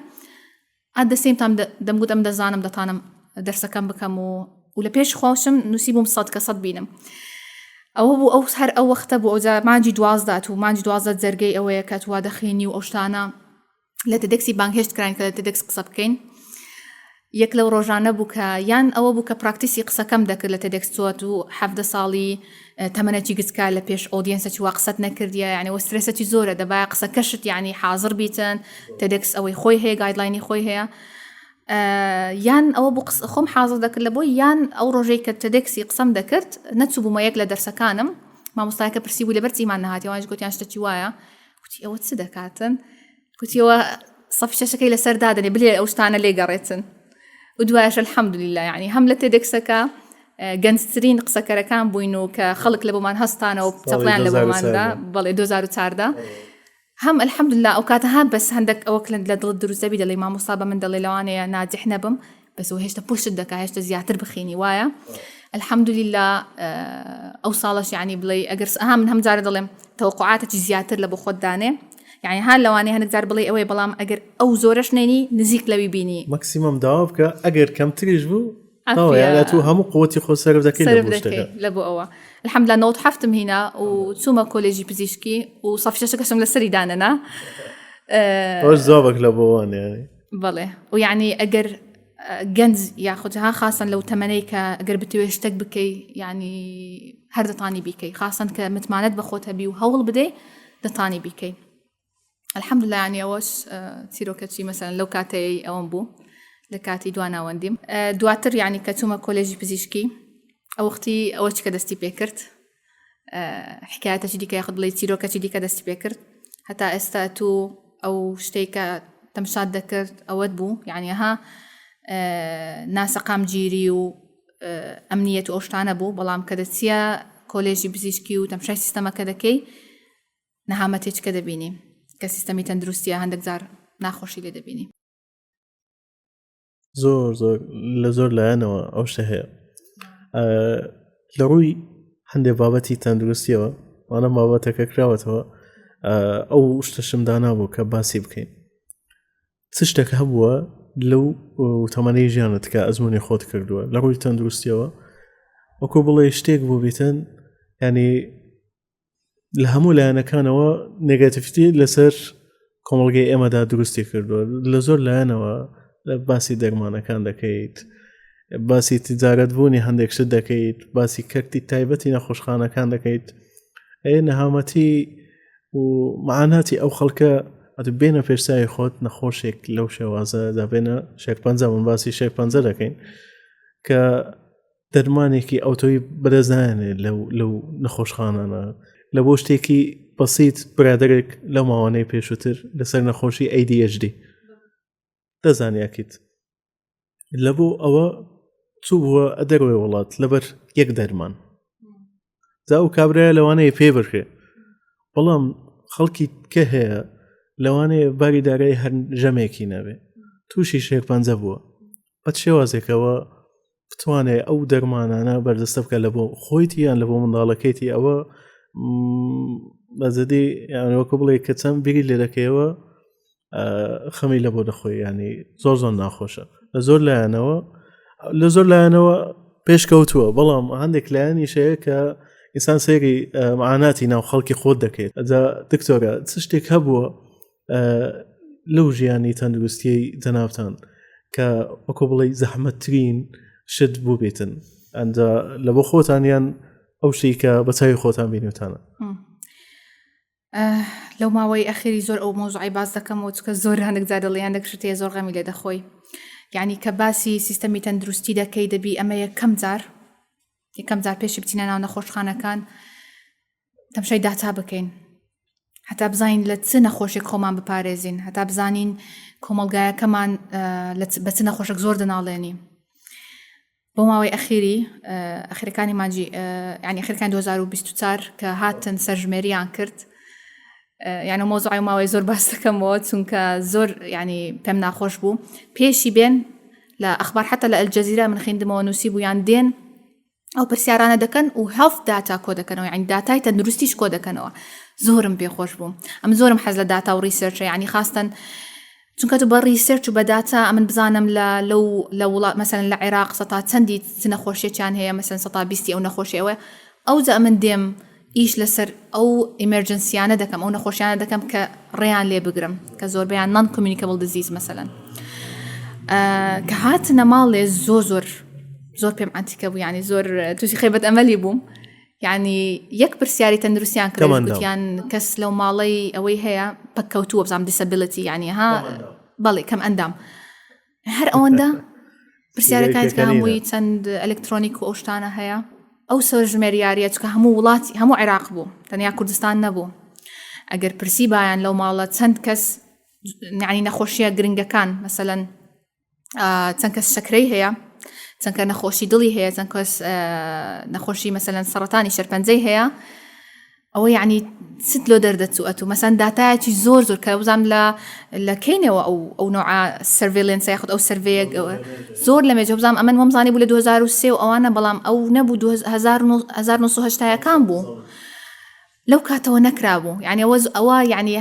هەمزان باس دەکەم دەڵم یعنی ئەوە چانسەکی زۆر زێڕینمان لەدەستە لەبەرچست من بە حکمیەوەی زۆر یعنی چەند ساڵێک لەوانەیە مەسەن لە کاری خۆبەخشی لە شێرپەنجە بەڵام کە قوتابی مەسەن پزیشکی بوومەوە ئێستش حەز دەکەم یعنی ئیشەکەم وەکوها دەڵێ فۆرمەڵی بکەی هەتا ئێستا لەولایەنە بۆ بەڵام ئێستا فۆرمەڵ حەز دەکەم لە پسپۆری یعنی پسپۆرێکم لە نەخۆشانی شێرپەنجە و نەخۆشی خین بینمەوە کە تەمشا دەکەی دەبینی لە بۆ شێرپەنجە يعني سباسي وڵاتانی دیکە دەکەم سکرینینگ پرۆگرام هەیە. سکرینینگ پرۆگرام یعنی چێککردنی پێشوەختە، زانینی پێشوەختە. مثلا لەوانەیە چەند مانگ یعنی چەند ساڵ جارێک تەلەفۆن لۆ بێت وەرە ئەو سکرینی ئەو یعنی ئەو شێرپەنجەیە بکە. لێرە هەباسی وەشت کرد تەنیا ئەو کەسانی وعیان هەیە و تەنیا ئەو کەسانی کە ئیمکانیەتیان هەیە دەچن. مثلا لەوانەیە بڵێم لە عائیلەی خۆم یەکەکەم ئەو نەخۆشیە هەیە بچم فەحسی بکەم، لە عائیلەمێکە کانسەری شێرپەنجەی قۆڵۆنی هەیە بچم فەحسی بکەم، یەکێک شێرپەنجەی مەمچی هەیە بچم فەحس بکەم. ئەگەر نا یعنی پرۆگرامەکە کە نییە، یعنی ئەوە زۆر مع الأسف لانی هۆشیاریشەوە هەست دەکەم کەم و کورتی هەیە لەو لایەنەوە. حتا ئینسانێک لەوانەیە هەر بەلایانی کەمەوە لە بۆ فەحسی گشتی 6 مانگ جارێک دەبێت ئینسان بیکات، بەڵام ئەوە باوەڕ بکە لەوانە ئینسان هەبێ 50 ساڵە ئەگەر جارێک بۆ 2000 ئەویش بە هۆکاری ئەوەی کە نەخۆش کەوتووە لەوانێ دی لەسەر کەسەکە دەگۆڕێ، یعنی جێگەی خەفەتە ئەو شتانە بەزەدی شتێکی زۆر جێ خەفەتە. یعنی لەو ماوەی ئەخیری کە لەسەر AI in health گیری دەست کرد لە تەندروستی کە کۆرسەکەم کرد کە زۆرم حەز لێ و دواتر دەتوانین باسی بکەین. یعنی دەگەمە پوینتێک دەڵێم ئەسڵەن یعنی ممکنە ئەمە ئیستفادەی AI بکەین کە ئەوانە باسی دەکەن. یەکەم شت کە ها باسی داتام کرد، ئەمە یەک شتی دیکەشمان هەیە کە ئەمن ئێستا مەسەلەن نەخۆش دەکەوم بەکەیف خۆم دەچمە دکتۆرەکی لەو اختصاسە وایە. یەکەم جار ئەمە ناتین دکتۆرەکی جەنەرال ببینین و ئەو ئەمەی ڕەوانە بکاتن لەبەرچە من جەنەرالەکە ببینم بڵێ ئەوە هیچ طبعاً زۆر باشترە ئەو دکتۆرە بمنێریتن لەوانە هەندێک پێویستم پێدەم بچم یەکەچی پسپۆر ببینم. بێزگە لەوەش ئەو کەسەی دکتۆری کە GP پێ دەڵێن یاخود فامیلی فیزیشن، دکتۆری عائیلە یان دکتۆری ئەوە لە ئەمریکا و مەسەن لە بەریتانیا، ئەو دکتۆرەیە کەم جار ئەتوی دەبینی و داتات حفظ دەکاتن. یعنی نەخۆشی درەوی وڵات هەیە لەوانەیە لە منداڵیەوە هەموو داتایەکانی دیاربی چ ساڵک مێکوتەی توش بووە چکانەکان مێکوتەها لە چەند ساڵی دیکە لەوانەیە ئەکتیڤ دەبتەوە هەمووش داتایەکانیان لایە. ئەمە ئەمە هەموو ئەوجا بینە پێشت ئەمە هەموو داتایەکان هەرێکەی لەولایە هەر ئەسڵەن لەعنی دەنووسرێ و ناکرێتە دیجیتەلایز. وەرە من باسی وەی دەکەین کەمە AI لەسەر داتا ئیش دەکا. ئەمە نەگەر داتایی هەر نەنووسمەوە داتایەکان هەرێکەی لەلایەک بیتن لە یەک شوێن نەبیتن و دیجیتەلایزم نەکرد بێ من چی ئیستفادەک لە AI بکەم. یعنی ئەوەش مع الأسف زۆر ئەوەی کردم. ئەوجا لەبەر ئەوە بوو ئەمن کە چوومە کۆلێژی پزیشکی طبعاً تو ئەو ئاگرەی لە ناوت هەیە دەتەوێ گۆڕانکاری بینی و مەسەلەنەها مانایەک دروست بکەی لە ژیانت. من پەرپسەکەم هەیە دەمێ بەردەوام بم کە دەچێت کۆلێژی پزیشکی کە دەبینی ئەو شتانە دەبینین لێرە دەڵێ ئەمن یعنی ها تەمشا دەکەی دەمێ شتێک بکەم لێرە. ئەوە بووکە ئەو کاتەش بووکە من بووم بە ئەندام لە کۆمەڵێکی یعنی کۆمەڵی بیناکارانی جیهانی بەڵێ ئەوجە سەر بە World Economic Forum کە کۆڕبەندی ئابووری جیهانی پێدەگوترێتن. ئەمە لە هۆبەی هەولێر هۆبەیەکمان هەبوو لە تەمەنێکی کچکەوە پاشوێ پرۆژە و شتانم کردبوو. یعنی ئەوان لە 20 ساڵیەوە وەریان دەگر ئەندام ئەم لە 18 ساڵیەوە بووینە ئەندام چونکە ها یەک لەو کەسانە بووین چکە پێی دەڵێن کۆمەڵی بیناکاران یعنی شاری خۆت بینا دەکەی شەیپەر یعنی شەیپی دەکەی. ئەو کاتە بوو کە یعنی چەند الحەمدوللا لەو چەند ساڵی یعنی پرۆژەی زۆر باشمان کرد جێ پەنجەمان زۆر دیار بوو یعنی تیمێکی زۆر باش بووین. ئەین هەندێک جار باس دەکەم دەڵێم گەنجی ئێستەوانیە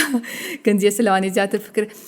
باسی وەش دەکەم هەندێک جار مەسلحەتی خۆت بزانی بە زیاتر گەنجی ئێستا لەوانەیە زۆر ڤۆڵنتیرینگ نەکا زۆر فکر لە کار بکاتەوە کارێک بکاتن.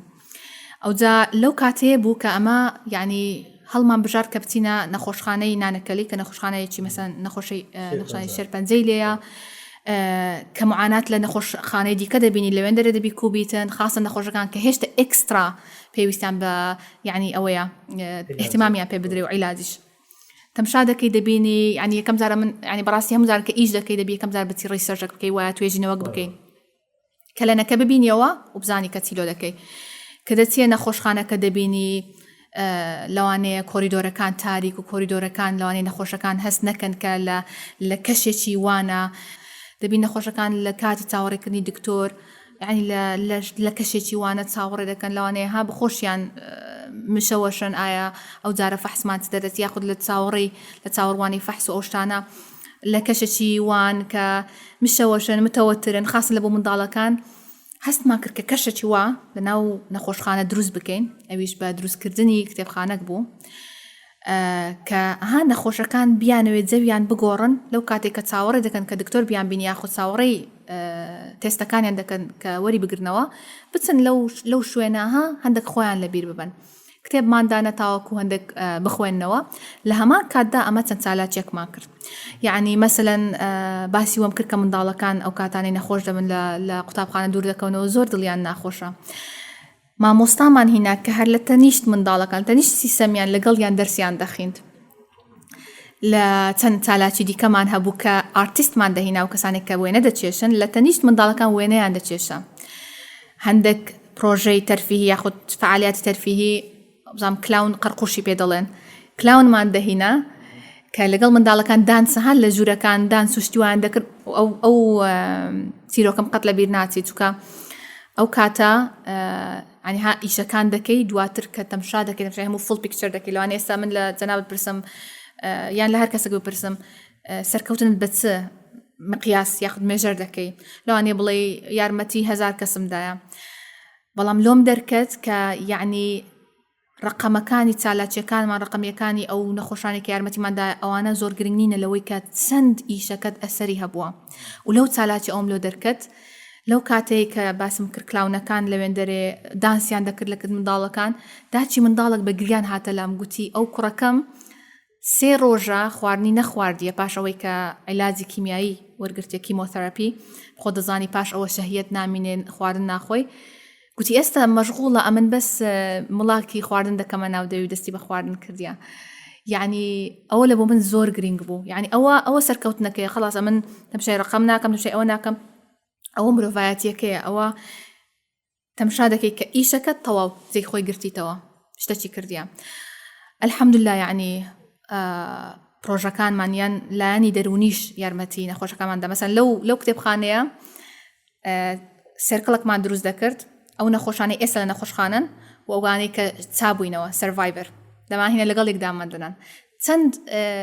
هۆپ یاخود ئومێدێکی جوان دەبەخشیتن چکۆ لە پێشتا ئەو کەسەیە وا چابوویتەوە ئەمە چەند ئومێدی لێ وەردەگرم الحەمدوللا یان هەندێک جار دکتۆری دەرونیمان دەهینا لەگەڵیان قسەیان دەکرد الحەمدوللا ئەو کارانەمان یعنی لە کاتێکی کەم باوەڕ دەکەی هەم سیقەی خەڵکی کۆمەلگا هەم سیقەی نەخۆشخانەمان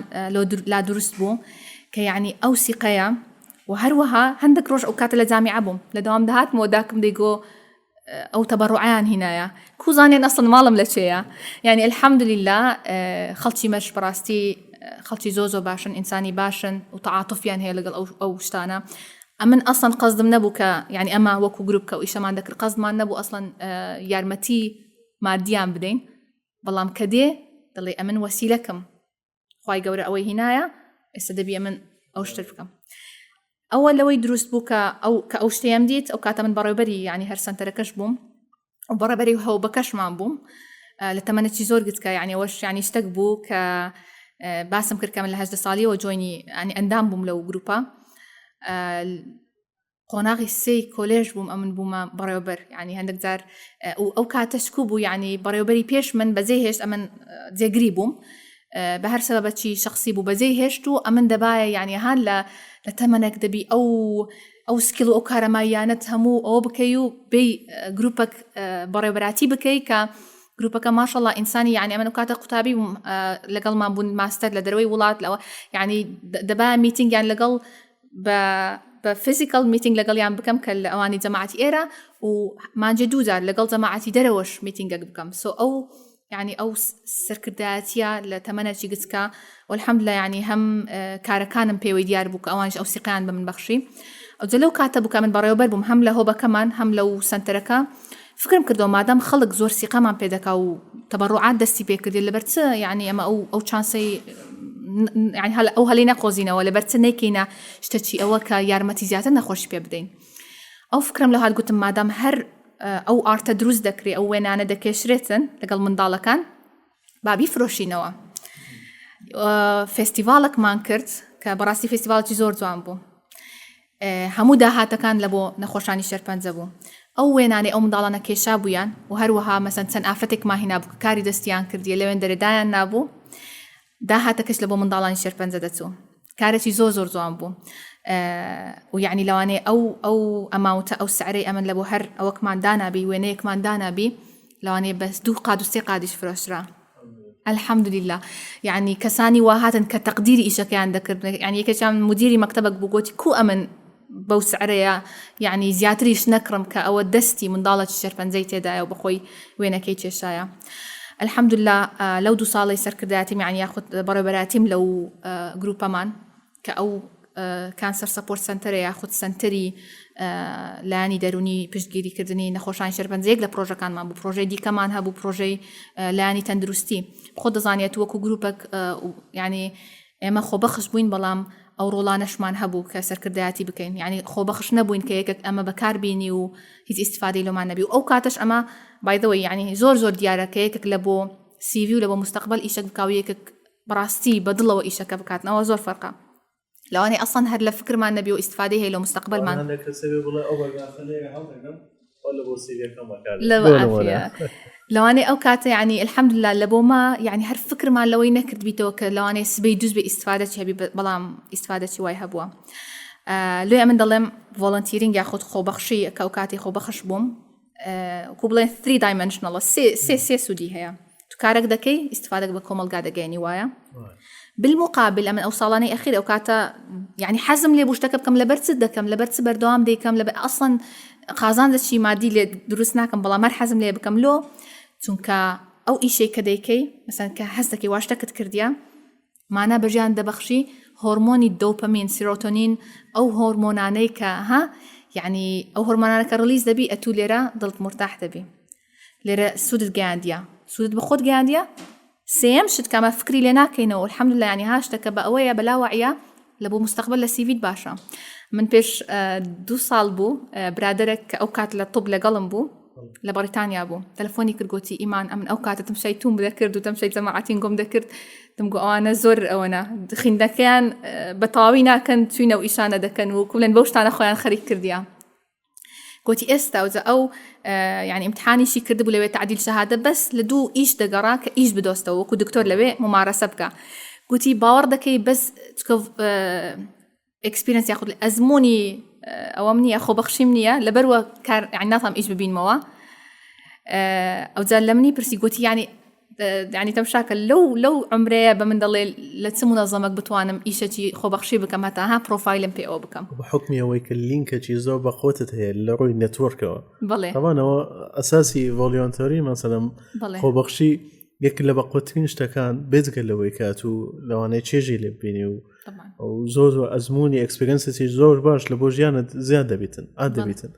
لدواي هو لينك شيء بقوة بيتن روج بروج كسي زياتر دناسي كسي زور بيستر دناسي لهر ما ذلك بخود لناو إيشا كداي أو الدوري هي طبعا يعني بوانياتو وستار صال بزا ساشتيك بيو إلا قد بهيس شتيكي جيان نبي والله بز أوام ده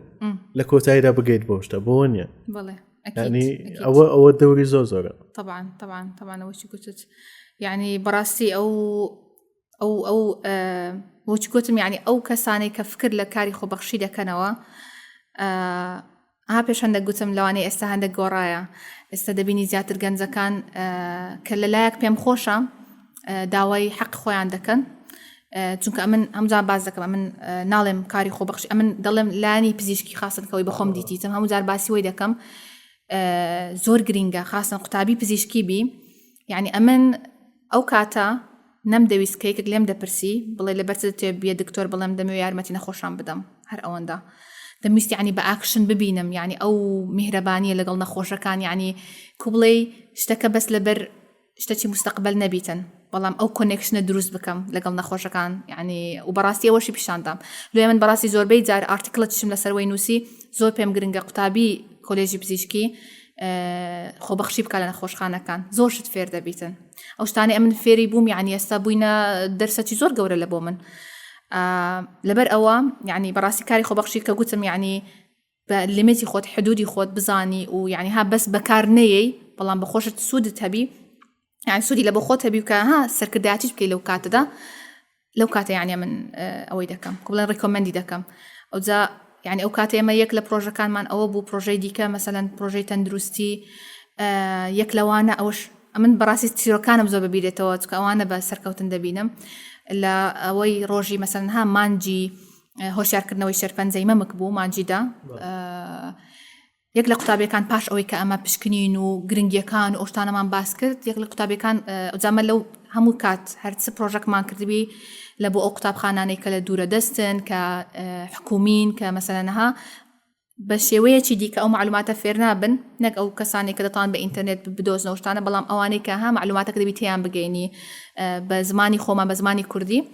کارمان لەسەر ئەو شوێنانە دەکرد کە ها پێی دەڵێن ئەندەر پریڤیلێج یعنی بە شێوەی دیکە کە ئەویان نەبووە ئەو لەگژەریان نەبووە کە بتوان ئەو معلوماتانە پێیاکەن یەک لە قوتابیەکان هاتەکردم گوتێ من ماوەکە گرەیەک هەیە لە سینگم بەس هەم شەرمێ دەکەم هەم پێم عیب بووە بەداکەم بلێم بەزەتوو ئەو ینی ئەو چالاکیە ئەوەی بە من بەخشی کە ئێستا من بچم بەداکەم بلێم ئەو سیقەیە و ئەو متمانێ و ئەو یعنی کە پێم تانگۆ کە شتێکی گرنگە من ئیهمالی نابی ئیهمالی بکەم ئەوە زۆر گرنگە و یەک لەو چەند تەڵەبەیە تقریبا بلێ یەک لەو 100 تەڵەبێت ئەوە کردبی ژیانی یەکت وەلێ کردبی خۆ دەزانێت لە چ مەرحەلەیەک لە مەرحەلەکانی شێرپەنجە بۆ بێتنەوە یعنی نازانی شەرم و لەبەر شەرم و لەبەر ئەها یعنی لەگەڵ کۆنێکشنی بینی داک و کچی ئەوە زۆر گرنگە یعنی کچ هەست بکە هەست بە ئەمان بکە لەگەڵ داچی کە شتی وای لەگەڵ باز بکە ئەوجا هەر لەو کاتە چەند پرۆژەی دیکەمان هەبوو پرۆژەکانمان زۆر بوون بە زۆر ئەوەی نەکەم بەڵام دووشت بە زۆر بەدەستکەوتی گەورەی یعنی ئەو کاتە یعنی ئەو شتانی کە کردمان بەڕاستی جێی دیار بوو لە کۆمەلگا یعنی پرۆژەکانمان چونکە هەمویان یعنی ئەوە چیان هەبوو کە لەنەک پڕ دەکەنەوە و ڕۆژێک گلەیمان نەدەکرد ئەرە لۆ کەس سەپۆرتمان ناکە لۆ کەس دەعممان ناکە لۆ ئیشەکەمان دەکرد یەکەم ساڵی وەبزان بەڕێوەبەرایەتیم بوو دامەزرێنەری کۆبرەندی ئابووری جیهانی پرۆفێسەر کلۆس شواب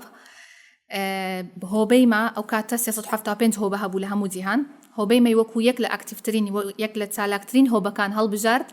کە یعنی لە ئەو کاتی لە داڤۆس ساڵانە داڤۆس دەکرێتن لە کاتی داڤۆس بە تەلەفۆن لەگەڵ مەقسەی کرد و جائزەشی داین یعنی فۆندینگی پێمان بەخشی کە ئەمە ئیشەکانمان بەردەوام بکەین زۆر یعنی ها فەخری پێمان هەبوو 2 ساڵ پاشی چووکەوە 2018 بوو ساڵی یعنی داڤۆسی 2018 بوو عفو ساڵک پاشی 2019 بوو لە کۆبرەندی ئابووری جیهانی لە عفو لە ئوردن کە لە دەدسی دەکرا لەوێ بەشدار بووم لە پێشەوە دانیشتبووم پرسیارەکەم لێ کرد بەس یعنی زۆر پێم خۆش بوو کە ئەمنی لە بیرما بوو یعنی حتا باسی کردگوتی یعنی پێم سیر بوو کە هەم ئیشەکەمانی لە بیرما بوو ئەمنی لە بیرما بوو و ئەمەی بەو نوع باس کردگوتی لە بەشێکی تێکشکێنراوی a fractured part of the world بەشێکی تێکشکێنراوی دنیا جێی پەنجەتان دیارە یارمەتی ئەو منداڵانە دەدەن یعنی پرۆژەکەشمانی لە بیرما بوو زۆر پێم خۆش بوو چکەم بەڕاستی یەک لەو کەسانە بوو کە من پێی سەرسام بووم پرۆفێسەر کلۆس شواب کە دامەزرێنەری کۆبرەندی ئابووری جیهانە دەڵێن first industrial revolution شۆڕشی یەکەمی پیشەسازی کە ئەو کاتە شەمەندەفەر بوو وەبزانم شەمەندەفەر و ئەوانە شۆڕشی دووەم تەلەفۆن و کارەبا شۆڕشی سێیەم ئینتەرنێت و ئەوانە شۆڕشی چارەم کتێبەکەی کە باسی شۆڕشی چارەمی دەکرا من لە تەمەنەش زۆر ینی گچکەوە کە ئەو کاتە بووینە ئەندام و خوێندمەوە ئەو کاتی شۆڕشی چارەم چیە ئایە یعنی ئەوش ئەوە بوو کە ینی حەزم لە بۆ ئای زیاتر بوو لەسەری خوێندمەوە لە هەمان کاتدا ئەوەی سەرۆک وەزیرانی کوردستان عینەن بانکهێشتی کردین دەستخۆشی لێ کردین و عین نقصانە یعنی کە گروپێک بووین ئیسفادەمان هەبوو بەبێ ئەوەی ڕۆژێک شکایەت بکەین یعنی زۆریان پێخۆش بوو کە ئیشەکانی مەیان دیت کە هیچ ئەسڵ ڕۆژێک جێیان لە شکایەتە کوشتێک وای یاخود ئەمە داوای سەپۆرت پشگیری بکەین یعنی کە دیوارێکی وا بڵندمان دروست کردێ بەبێ ئەوەی داوای شتێک بکەین ئەوە هێزی ئێوە ئەوە دەکایانی لەسەر مۆزا دکتۆرە ژیان حەز دەکەم بە قوڵی بەڵام بە کورتی چکە کاتەکە ماشاءڵڵا خۆی بەرەکەتی تێکرد هێزی کچان و ئافرەتانی ناو کۆمەڵگەکەی ئێمە جەنابتان نمونێکی بۆ شێوازە کە ئەزمونێکی لەو شێوازەتانە بووە شتێک هەیەوە لە هەر کچێک و ئافرەتێک بکە کچەکان بە تایبەتی گەنجەکان باز دەکەم هەرزەکارەکان باز دەکەم لەوانەیە زۆر شت هەیە نەزانن و واعی نەبن لە زۆر لایەنەوە چ لە بۆیان هەیە لەو ڕێگایە و لەو لۆیانەی خۆیان بدۆزنەوە ینی ئەوە ستێپی یەکەمی هەموو شتێکی ژیانی هەر کەسێکە جوانە ئەکید دەست خۆش بێ ئەوە پرسیارێک زۆر جوانە خاستن لە بۆ کچانی زۆر گەنجمان من لەوانەیە یعنی ماوەکە حەزم لێ نەبوو یەکەم جار پۆدکاست بکەم وایە ڕێیم گۆڕا و ئەو شتەیە ئەم جارن حەز دەکەم یعنی ئەمە بە فیکست مایندسەتمان نەبیتن يعني تا عقليتم أو هاي وأمن أو شتي دكم نخير دخين موا يعني كسكم كبحث دخين موا أو دخين موا كشتك دبينم كاستفادة هي مادام استفادة هي مرة إم دقورم أو بوك عينا بانيلا شهر كوربان دي أبو رزدهاني بو جملة بوك هم عقليتي قورم هم أوش يعني استفادة هي لأوشتي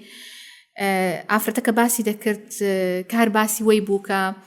لبرتسي إما AI ودبت موضوع وهي بلام هيش تأفرت معنية كل AI لجيري دسكرت involve بي باش داري بكا باسي ويكر كأما رول موديلي يعني زياتر موديل مالو مزالانا دوي هتا كسي تر جنزاني تر كتاني دي كمان تشجيع بكن وايا زبراستي أوي لو أو فكريم لو هات أما تسند كاريجري سوشيال ميديا تسند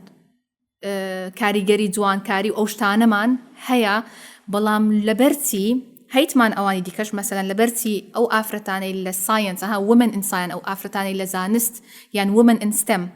STEM لبوتيا أو أفرتاني لزانست تكنولوجي أندازياري وبركاري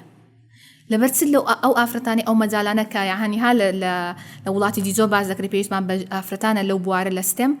لبرتي أمن ضلهم هنا ضلهم نينا لبرتنينا لبرتي ديار نينا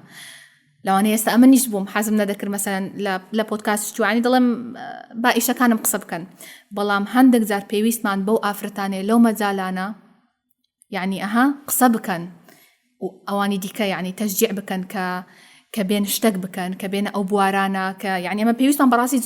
بزور أفرت خاصة بجنسي لو بوارانا نعم أنا تنيابة بدو أو شتاني مع الأسف كسوشيال ميديا ويان لدكاتن لبرقو أمن ضلهم زور بخوانوا براستي يعني قد زررناكن يعني ما شاء الله خوانوا حياتي نقبس من حياتي زور كسي غوريا أتنازعني يك ريز لكتابك تن لاني تأثير لسرتوها بيتن إستا ياخد لداهاتو بخوانوا مهلا يعني كسانك تأثير على لسر بكاب هاو كدلين بكوري بدوشتك بدو ترندك مكوا بس هي ترندا بس هي موديلة يعني وكو قلت الفاليو تلو من أودكا يعني قيم ومبادئ زور جرينجا يعني بهاو بنما يعني أتوك بهاو بنمات لبو خود دانا يعني حياتي لسروانة درواتن أمن قيم ياخد بهاو بنما كانم تبارة بيت نازانم شهرت بيت أو بيانت أو بيتن ك مثلا استا بهايك ياخد بنما كاني من كإحسانة ككاريتاكيا كفيث باور إيمانة ومهربانية تن يعني أو يعني مهلك أو إنفلونسر أمن فولوي دكم قيام لبو من دابن أمن بخوم لدو برسيار دقرم وبخوم جوابا كانش دبين موا دست خوش بیا خود دکتر جان زور سپاس کوتاشت والله بکرتی دوباره برکاتکی باسی دپرشن و خموکی و آنها حزکم باز بکم ولی دوای و کوتاشت باسی AI دکن لدپرشن و خموکی ده لناو آفرتا کان ده ترجعك هي يعني لو أنا زور شو تهبو بيتن رجعني زنابتن بينوتانا ترجعك هي بونمونا بتوانا لو خموكيا لو دبرشنا بطويل يدير بتن جيان همو أوشتنيا كخويا خستوتا طبعا نو أوشتا سشتك هي رجعك بيتن لون من اللي رويتان دوستيوا يعني لولا نو كأزموني خوتاني دويا زور سباس طبعا هباسم كرك حياتي مش هموي هر أو بريقو باقانيا كبشاني دادين همومان بس تك تيست دكرين الحمد لله ويعني لو كاتانا أمن نالم يكسر اشتكت بسرها الطوا وخوت لي أو بكا وبرو حياتي خوت بجي نخر وطبيعي نيا وايا اشتك بسر الديم يعني دلم لواني هندك زار أقر اشتك زورنا خوش بلاني تو بكوية هان دينايل تقبولي اشتكناكي أسايا بلام وقتي بدي وإسا بعضك إنك وقتك زور نبيتن كببتا ديبريشن وبتا كآبا وقتی بدەخۆت ئاساییە یعنی وەچیە تو دەبی ئللا باعثە چاک ببمەوە ئیشم هەیە نازەمچە نەخێر یعنی ئەو کاتانە خوای گەورە ئەو ناخۆشیانە دەینتەڕێت پیشان دەدا کە پێویست بە ڕێستێکە و ئەگەر ئیمانت هەبی لە خوای گەورە نزیک دەبیەوە لەو کاتە وایە یعنی ئەسڵەن هەندێک جار لەوانەیە هەندێک شتی زۆر ناخۆش بیتن یعنی ڕیزنی لە بۆ نابینیەوە هۆکار لە بۆ نابینەوە نازانین کو خۆت مێشک لەبەر چ ئەو شتە ڕوویدا بەڵام کە یعنی باوەڕت هەیە کە خوای گەورە هەیە و کە خوایەکێ هەموو شتێک یعنی يدبر الأمر هەموو شتێک لە بەدەستیویە تەواو خۆت لە بۆ ئەو شتەیە بەجێ دەهێڵی لەبەر ئەوە یعنی لەو کاتانە بهێڵە یعنی مەجال بدە خۆت زۆری لە خۆت مەکە لە دینایل لە قبولی ناکەی دەگێت تەقبولی مەوزوعەکە دەکەی ناخۆشە غەمی لێ دەخۆی ئاساییە ئەویش کات بدەخۆت بەڵام لەلایەنی طبیەن ئەو باس دەکەم لە 6 مانگ زیاتر گریف خراپە ولو من ئەو گریفەی کە باسی دەکەم ئەو ناخۆشی و ئەوەی باسی دەکەم یعنی ئەگەر بتوانی کەم تریش بیتن ئەگەر بتوانی حسب مواقفەکانە بەڵام لە 6 مانگی زیاتر دەبتە کە ئابە و یعنی لەو کاتانە چونکە لەوانەیە کەسە کە جێ لێمانە لەوانەیە مثلا ئەگەر دین یعنی ئەگەر دینەکەت هەرچە دینەک بی لە دینەکەت لە سپیریچوالیتی پێ دەڵێن یعنی لە سپیریچوالیتی زۆر شت بەڵێ زۆر شت یعنی لە بۆت ئەوە دەبی دڵت مرتاح دەبی کە دەزانی لەبەر هۆیە سەبەبەکەیە کە ئەتوو ئەو شتەیە ڕوویدایە پاش ئەوەی یعنی بهێڵە بگریێ بهێڵە ئەو هەموو ئەو شعورانت هەبی پێویستت پێیەکە ئەو شعورانە ببینی دواتر سەبر الحەمدولله تەقبولی وەزعەکەی دەکەی سەبر لەگەڵی دەڕۆی و تەکنیکی مثلا ئەگەر یعنی ڕۆژانەش ئەو ڕیئەفرمێشنیش زۆر گرنگە یعنی هەندێک جار حسب مواقفەکان چت بەسەر هاتیە تو ڕۆژانە بیر خۆت بینیەوە بڵێ ئەمن یعنی بەقەدرم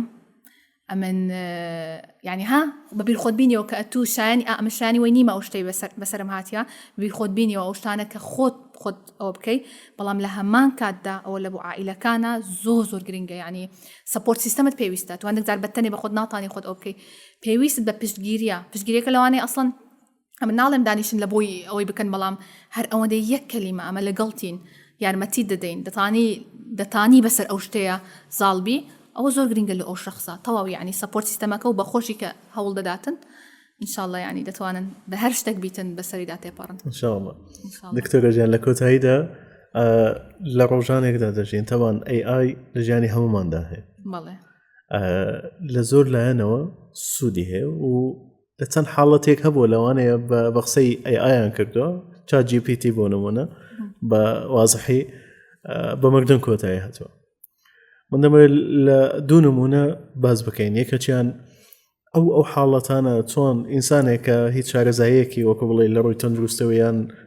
لەو بابەتانە نییە چۆن خۆی بپارێزێت لەو شتانە لەمان کاتدا ژیری دەستکرد لە ئێستادا لە ڕووی تەندروستیەوە منەوەندەی ئاگدارم تەداخڵی لەوە من لە ڕووی هەندێک ئەزیزەوە تەداخڵی هەندێک نەشتەرگەری زۆر قورسیشی کردەوە